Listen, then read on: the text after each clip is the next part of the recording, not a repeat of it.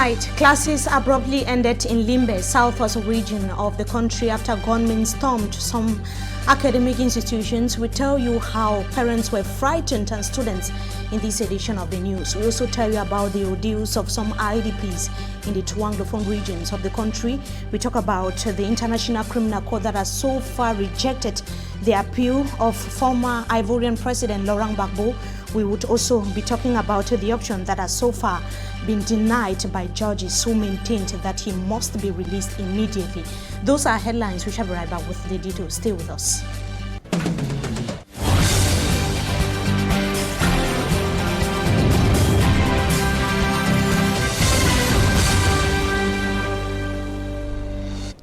Good evening to you, ladies and gentlemen. We thank you so much for joining us in this edition of the 6 p.m. primetime newscast on Equinoxe television. Let's begin right away in Limbe, southwest region of the country, where lessons ended prematurely in Bonadikombo Mile 4 today after gunmen stormed some schools that was in the area. Students or the kids simply told, or they were told by the gunmen to go home. Frightened parents had to go in search of their children. David Maimo tells us in the following report that, however, security forces were able to maintain calm. His report. Due to security reasons, we arrived at Bonadikombo Mile 4 a little bit late after the dramatic scene where we are told parents were running hectare-skelter to collect their children from school. It is 10:50 a.m. when students are supposed to be in class, yet we could find some of them already going home. Most of the students refused to talk on camera, but their reasons advanced for going home were all sketchy. One of the students told us that it is Wednesday and it is usually a half day. Another student said the teachers are all in a meeting with the principal, reason for them to go home. However, one of the students accepted to talk to us off camera.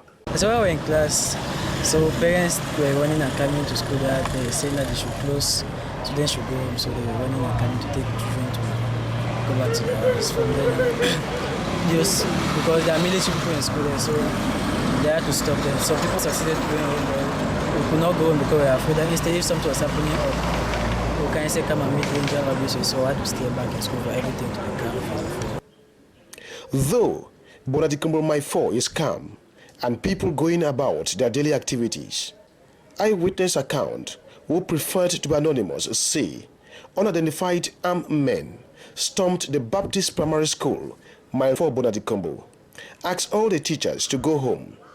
We cannot independently confirm this story and that of government's bilingual high school, Bonadikombo, as every effort to get in touch with the school administrators were all abortive.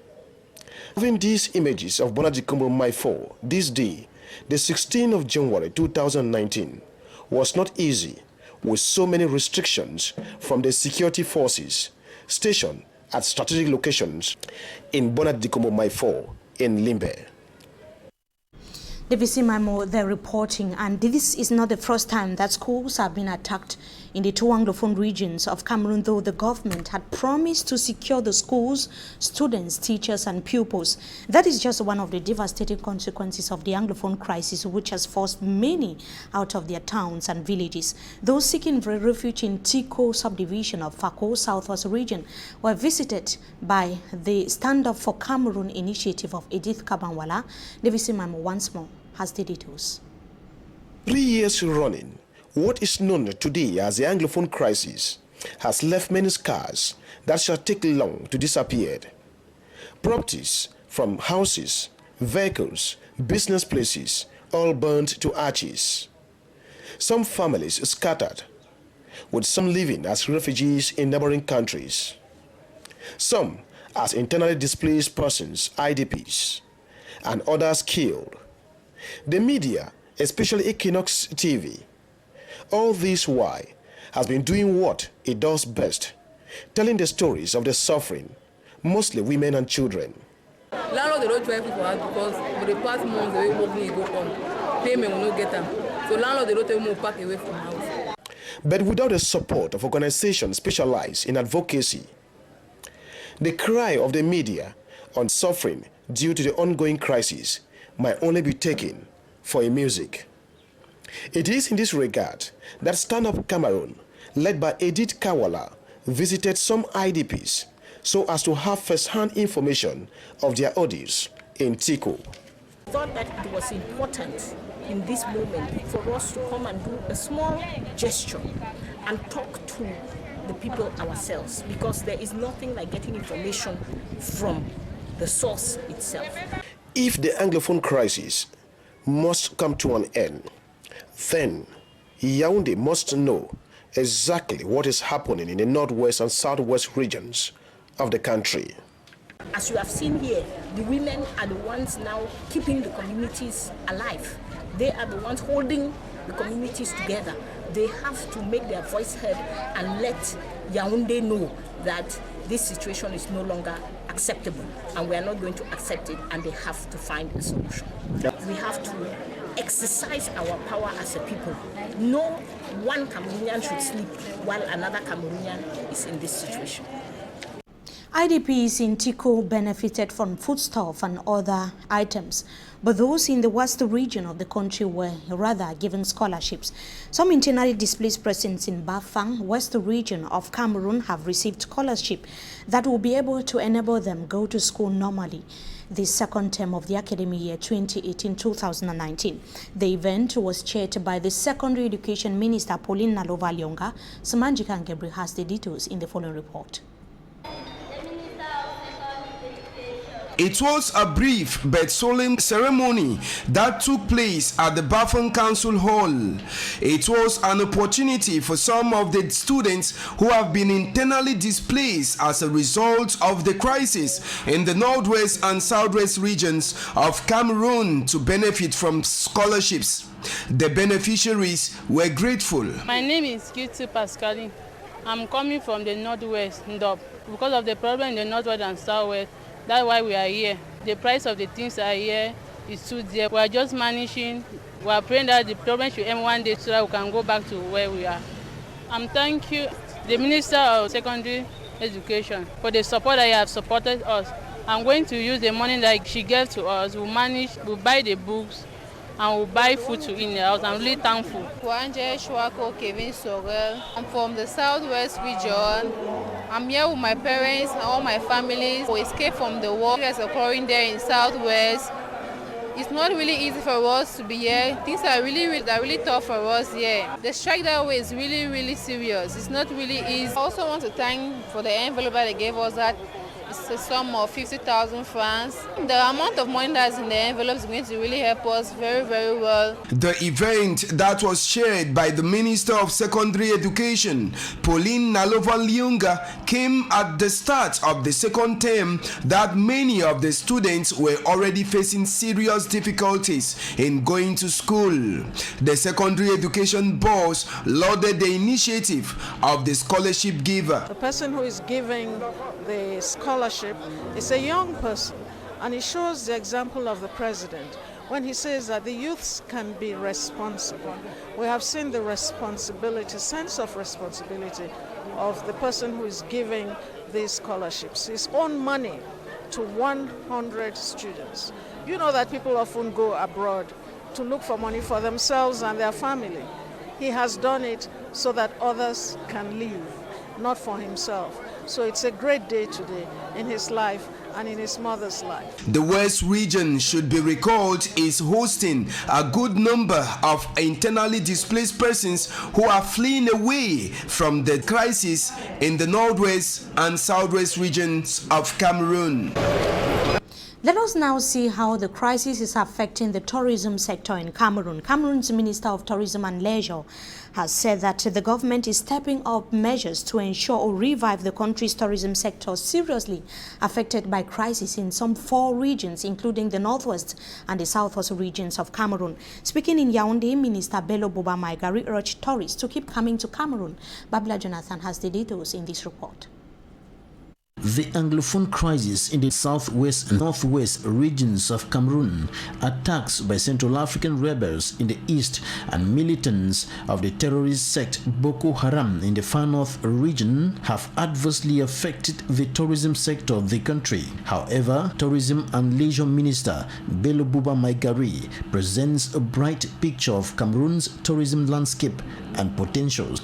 The security risks faced by Cameroon are not affecting her alone, and so should not be a factor to reduce the number of visitors. I invite all tourist partners of Cameroon to brave the security challenges threatening to hinder tourism activities and render the Cameroon tourist destination less visited.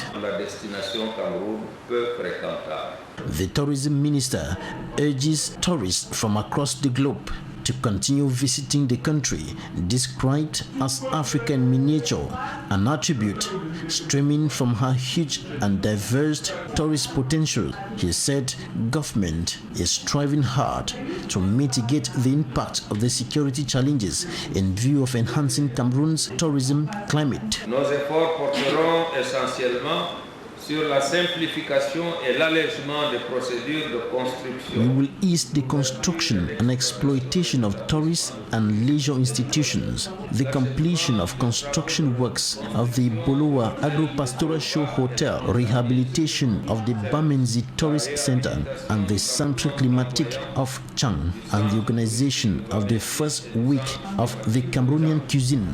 L'organisation de la première édition de la Semaine de la cuisine camerounaise. The construction of modern World Cup capacity stadia in Yaoundé and Douala is also highlighted as an added advantage to the country's tourism sector. Bello Buba Maigari was speaking in the nation's political capital Yaoundé to his collaborators who came to declare their New Year wishes to the head of Cameroon's Ministry of Tourism and Leisure. Babla Jonathan there reporting and talking about security was at the center of discussion of the Council of Ministers meeting that took place in Yaoundé. That was today. The meeting took place for the first time since the start of the year 2019 and after the putting in place of a new government. The President of the Republic of Cameroon, President Paul Biya, chaired the meeting which took place at the Unity Palace. How to reinforce security and safeguard Cameroon's territorial borders was the highlight of the meeting. It was also discussed, or some of the topics of discussion was equally, some of the topics were equally centered on how to guarantee the safety or better living condition of Cameroonians in general. The meeting focused on drafting the financial, economic, social and cultural roadmap of Cameroonian ministers and the government in general. Now, we take a look at some of the challenges of book dealers in Cameroon. Here in the country's economic capital, Douala, some of them were meeting to examine some of the problems plaguing the sector and ways to get solutions from the government and other stakeholders. Once more, Babla Jonathan. Booksellers in Cameroon are facing a plethora of challenges hindering their activities, leading to a significant drop in their income. The booksellers have many problems due of lack of books, principally of lack of books, because the editor was not able to satisfy the market with the book. That caused very many problems to us. And we have seen that in many classes, many parents were not able to have the books.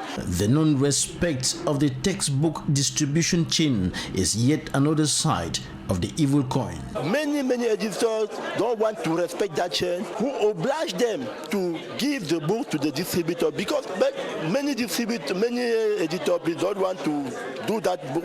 They want to consume the percentage of editors to give directly the book to the bookseller or in the school. These problems were examined at the General Assembly of the National Union of Booksellers in Douala Wednesday. Members of the Book Dealers Union from different parts of the country also discussed strategies to press for solutions to their plight. As a syndicate, after this assembly, we are going to write to the authorities. We are going to meet all publishers, editors and distributors to organize the chain. That means to ensure that in the next year we will not able to make we will not encounter the same problem we have had this year. The trade union is said they will undertake peaceful actions to obtain solutions to their plights from government, but if by the end of the current academic year their problems have not been solved, they will take to the streets. And the new general manager and board chair of the National Oil Refinery, Sonara in Cameroon, have been in office for 2 days now already. The task ahead of them, or the new team, is huge. They would, amongst other things, have to save the oil company of its internal debt, as Davis Maimo tells us in the following report. It was a cloudy one, given that rumor had spread that the presence of the Minister of Water and Energy is the appointment of a new general manager of Sonara, given that Ibrahim Taba Mala has been appointed Minister Delegate at the Presidency in charge of public contracts. In a closed-door meeting with only board members, it was difficult to predict who was to take over the helm of Sonara. 15 minutes later, the social media was already flooded, announcing the new general manager of Sonara, while deliberations were still ongoing in the inner caucus of the company. Finally, the press and other top management staff of the company were called in. To the surprise of many, not only a new general manager is appointed, but equally a new board chair. Le président de la République, son Excellence M. Paul Biya, de par son pouvoir discrétionnaire, vient de décider de la nomination de Madame Do Bertane Bakata et de Monsieur Simon Jono Jean-Paul au poste de président du conseil d'administration et de directeur général de la Société nationale de raffinage, la Sonara. Madame Do Bertane Bakata takes over from Ebongole, who has been there since 1994 as board chair of Sonara. She is from Meme Division in the Southwest region. She is the special advisor at the Prime Minister's office. She is equally the president of the Bakassi Development Program of the Cameroon government and a PhD student at the University of Boya. Everybody's looking on us. The head of states is looking on us, and this confidence he has given us, and me in particular, and for women in general, we are going to not to fail him, but we'll do the best that we can.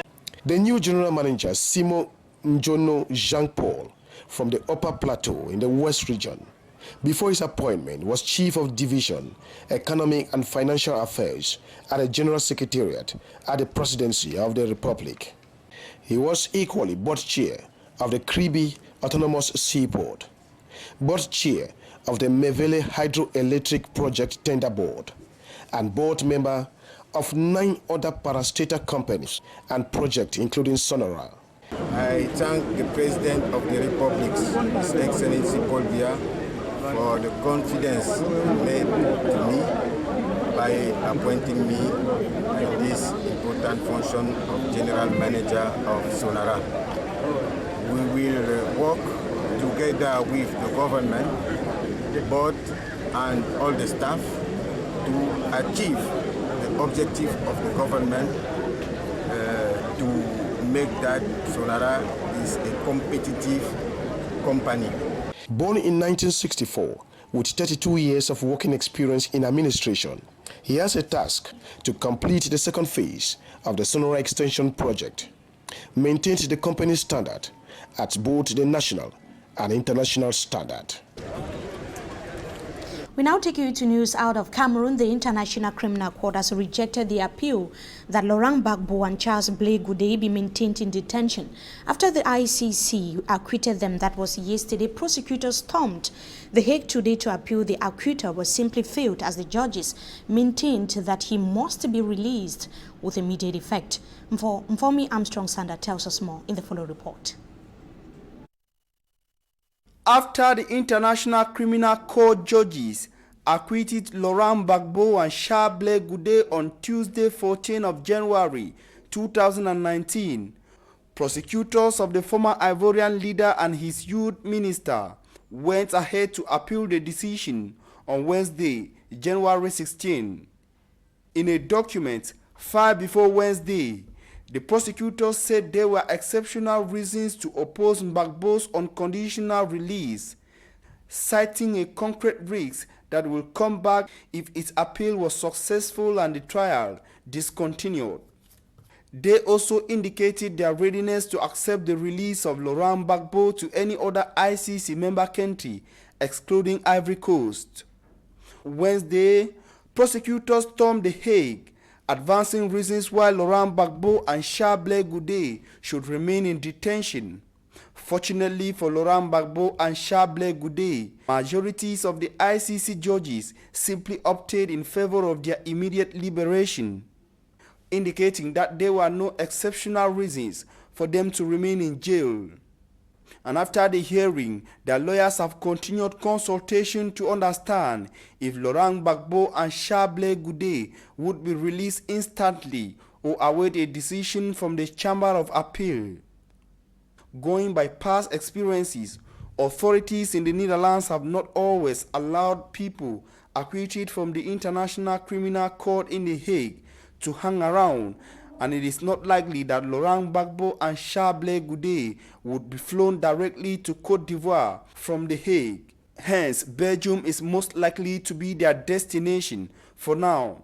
The flight of Laurent Gbagbo might well be without hitches, considering that his passports are intact, unlike Charles Goudé, who possessed several passports, which all turned out to be fake when he was arrested. Laurent Gbagbo and Charles Goudé stand accused over the death of 3,000 people in a month of post-electoral clashes in Côte d'Ivoire in 2011. And that brings us to the end of this first segment of the news. Up next is Talking Point. We shall be right back. Stay with us.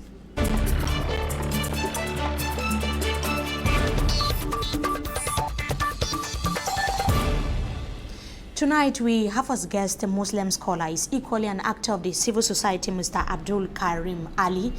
Good evening to you, sir. Thank you so much for joining us tonight on Talking Point. Good evening, Mimi, and thanks for having me. You've written a lot as far as peace and justice is concerned. I'm talking in relation to the crisis in the two Anglophone regions of Cameroon. But before we come to that, there is this issue of national identity cards, obtaining them, which is a veritable nightmare to Cameroonians. Our newsroom actually focused on that, and at exactly 8 p.m. tonight, we shall be having reports on how difficult Cameroonians, even here, the country's economic capital, Douala, are going through to obtain a national identity card. Tell us about the situation in Bamenda. I imagine with the numerous checkpoints and how you have to be checked and controlled at every junctions in the city of Bamenda, how it's difficult to move without an ID. Okay, let me begin by praising God and ask Him to send His blessings upon His prophet, messengers, and righteous people of length of time, and to yourself and to the televiewers of Equinoxe. That's a good question, and you should know it's a very sophisticated card, what we have today in this country as national identity card. It has an engraved laser-colored photo. It has 10 fingerprints inbuilt. It has a biometric system that could be checked. It makes it very sophisticated. But you know the price of that if you don't have it? If you don't have all this sophistication, all you need to do with the La Republique security guys is pay them 500 or 1,000 francs. It's an ordeal trying to get it, by the way. I got mine through hell and storm, and it came after 3 months. Within these 3 months, they give you a receipt. This receipt cannot help you transact anything in the banks. So you're in a standstill.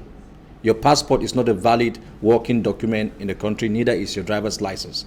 And it's a system that keeps you waiting for 3 months. The irony is that those in Yaoundé can have these identity cards almost immediately, just like the passport. So coming to the question is hell. Let me tell you that even here in the economic capital, Douala, we did some special stories today. In the city of Douala and in Yaoundé, it's almost a general problem. Yeah, here in the city of Douala, we saw a girl that was complaining that she's been for 2 years now just using the receipt. Like you were indicating, it's been practically difficult for her to go on her activities normally because she's not been able to get her official document for 2 years now. Yeah. So it's almost a general problem in Cameroon. Yeah, I feel sorry for the girl, but when it comes to Southern Cameroonians, theirs is a particular case. I mean, you have to go and see the kind of queue at public security Bamenda at the public security in Dop. Every day, women with their children in the cold, and then the officers come reluctantly at 9 o'clock and cannot even sit behind the decks to attend to people. It's ridiculous. I was traveling with an Arab friend 3 weeks ago. When we arrived Matazim, you know that is where Southern Cameroon has its boundaries with West Cameroon and French Cameroon. He saw women, children, old men, young men. We have to walk about 500 meters from the custom post to where we have the security post. He said, "What is this? Is this a border?" That is what he asked. Is this a border? But because of the security situation, it's understood that because of the security situation in the northwest and the southwest regions of Cameroon, there is need for security as well to be built Of course, up. there is need for security, but I'm telling you that the price for not having an identity card is either giving these guys 500 francs or 1,000. I tried to explain the IT sophistication of this card. It reduces to 500 francs or 1,000 if you don't have it. Besides the hell people go to produce it, to get it, and yet don't get it. All it takes, if you don't have one. Many have it that having a passport now is easier than obtaining an identity card. Do you share a similar view? I think it's just a metaphor. It's a way of speaking. Having a passport in Cameroon is like having an American visa if you're living in Eritrea. It's so difficult to have it. It's just a metaphor trying to show how difficult it has become to obtain an ID card. And many are equally hoping that or wishing that we could return to the normal system of obtaining ID cards, because it was easier. By that time you could have or apply for an identity card to go to the police service and have it after 1 month. But that's not the situation today. Yeah, you can say that, Mimi, but in Nigeria, as large as that country is, with all their population, all you need to do to get an ID card is go there and spend less than 24 hours. Why 1 month? Even a passport. Why should we spend even 24 hours to get a national identity card in this country? Now, if you want to check how much it is spent in securing the software and the hardware in producing this sophistication that costs 500 or 1,000 francs, you'll be shocked at the budget. And with all this technology, it takes 3 months to give somebody an ID card.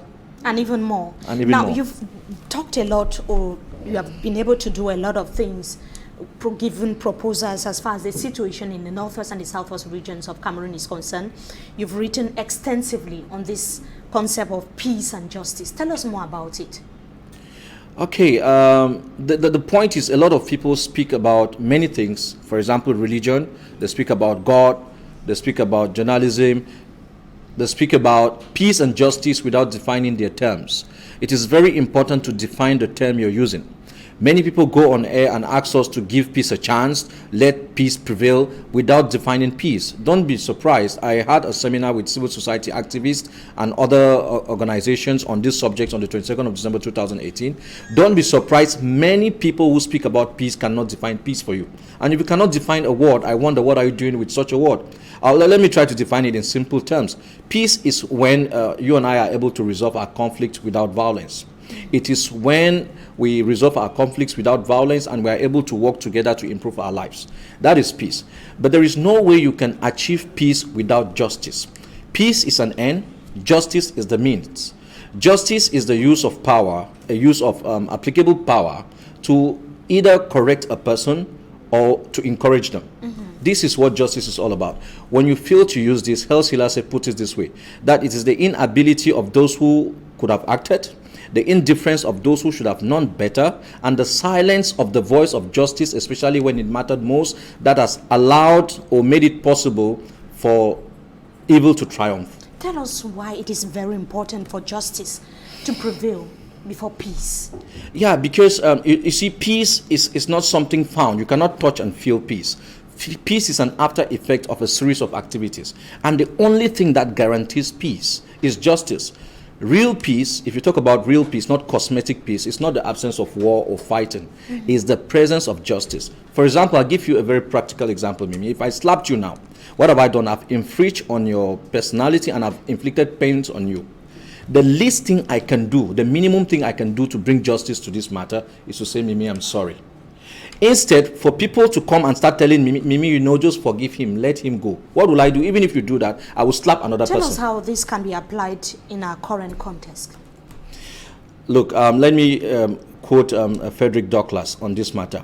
Frederick Douglass says, when poverty is empowered, when justice is denied, All right? And when a group of people have made another group of people to understand that there's oppression on them, to understand that they can be robbed, he says the inevitable result is that there would be loss of lives and loss of property. Southern Cameroonians in this context have been deprived of everything. There's no justice. Let me take a clinical example. Our leader, Sisiko Ayuktabe, who is in jail, his human rights and international rights has been stolen from him. This man was taken from a country that does not have an extradition policy with Cameroon. He was taken in God knows how, brought here, locked up for 7 months, incommunicado, until today. He's been dragged left and right. That is justice. That is injustice. Do you expect his followers to be happy, his wives to be happy, and you tell them, give peace a chance? No. You should be telling the oppressor to give justice the chance. People should understand that you need not preach about peace. Practice justice, articulate justice, work for justice, and the inevitable result is peace. If you do injustice, you keep preaching peace without practicing justice, the inevitable result is what? Is war and conflict. What did Jesus Christ say? So there is need for justice in the current, to put an end to. That is the only thing. We must go back to the root cause of the problems of this country, the root cause of the problems of Southern Cameroonian. If you don't go back there, you will not apply justice. If you don't apply justice, it is gone. Jesus Christ says in the book of Matthew 5:9, he says, "Blessed are the peacemakers, for they shall be called the children of God." It is blessed are the peace preachers, peace lovers, peace talkers, peacemakers, and making peace involves being just. Thank you so much, Mr. Abdul Karim Ali. Thank you once again for joining us tonight on Talking Point. We hope to have you some other time again. Thank you. It was my pleasure. I hope this message sinks down. The pleasure is ours as well. To our viewers, it was equally a pleasure having you with us in this edition of the 6 p.m. primetime newscast on Equinoxe Television. Until we meet again, goodbye.